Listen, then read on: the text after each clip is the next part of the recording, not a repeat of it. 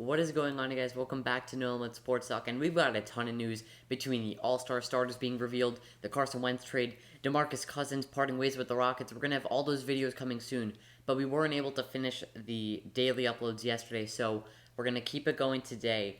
And I'm just gonna be going over how I think both these teams do with this trade, what the future's looking like. By future, I mean next season and some seasons after that at least. So let's get straight into it. Starting off with the Indianapolis Colts, obviously the main part of the deal with Carson Wentz. They have a young team, if I be honest. I mean, you're starting off with the Carson Wentz, who was just drafted in 2017, I think, 2016, 17, I think it was 2017. Jonathan Taylor, starting running back, who was just drafted last year, and Marlon Mack, I'm pretty sure, is the second string running back. And then you have T.Y. Hilton, definitely not the youngest receiver, but behind him you have Zach Pascal, and then you also have Michael Pittman, who was drafted last year, Paris Campbell, J.J. Nelson, Ashton Dolan, guys like that, who I think can easily help Carson Wentz fit in there. And also T.Y. Hilton, who I wouldn't be surprised if the Colts brought back, but also I would not be surprised if they let him go, because I think that they could go after maybe not a guy like Chris Godwin, but possibly a guy like Allen Robinson, who could help the receiving core. And then, I mean, obviously, Jack Doyle and Trey Burnett tight end. Mo Alley Cox is also a great addition there. So their tight ends are honestly stacked, in my opinion. And then, of course, Quentin Nelson as your offensive linemen are really, insane. Your defense is great. Justin Houston, DeForest Buckner, they traded for last season. Darius Garland, thinking of the Cavs. Darius Leonard at leading your linebackers. Xavier Rhodes, Justin Blackman. And then, of course, you have Rodrigo Blankenship. This team is very young and really, really good. This is why I say that they're Super Bowl contenders. And there's no reason why they're not. They have one of the best defenses in the league. Starting off with Darius Leonard, DeForest Buckner, like I just said, Xavier Rhodes. And then their offense, Carson Wentz is in maybe not an elite quarterback, but I think a quarterback good enough to lead his team to the Super Bowl. You saw him leading his team to an insane record in 2017 that was pre-injury, and I think that if he gets past those injuries, I think he needs a new start. And if he needs a new start in any place, I think Indianapolis is a great start, starting off with the head coach being the offensive coordinator who led you to in that MVP season in 2017.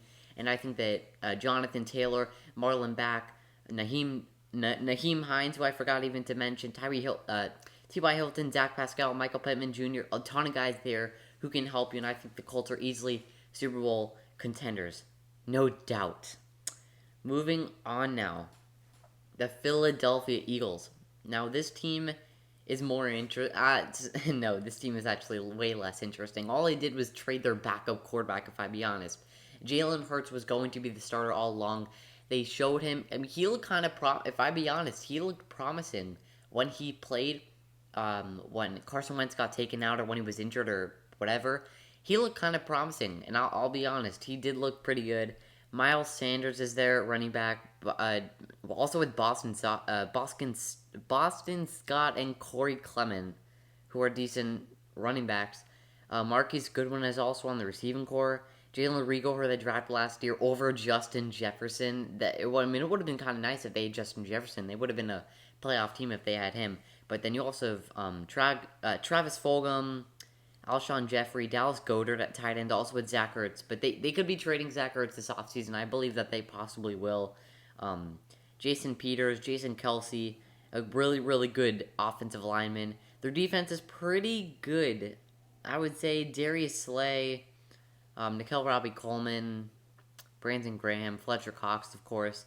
So they've a decent team. I'm not sure if it's good enough to make the playoffs due to the lack of NFC East talent. I meant there's a chance that they make the playoffs due to the lack of NFC talent. But I think with Dak Prescott back next season, I think the Cowboys should be a lock to win the NFC East. But I'm saying that there's easily a chance. I think that the Eagles are able to pull off the title in the NFC East because they have a decent team. I mean, I literally just explained it all. They really do have a decent team, led by Jalen Hurts, who I possibly think could be. I was about to say Rookie of the Year, but that wouldn't make any sense. You could possibly, if there was a most improved for the NFL season, I think that he could be the one to do that.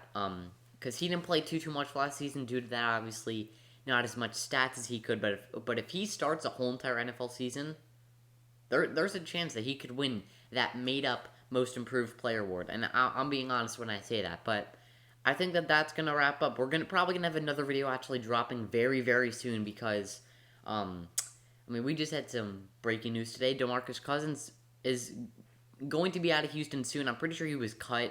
They parted ways, so I'm pretty sure he could sign wherever he wants. And the Heat and Lakers, Raptors, there's some teams that are interested. It's going to be interesting. Stay tuned for that. We're also going to be dropping a video soon, maybe possibly tomorrow, reacting and my thoughts on the All-Star starters and what I agree or disagree with, because there is some controversy there.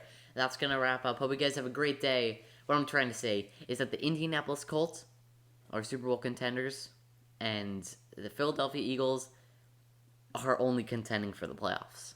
Peace.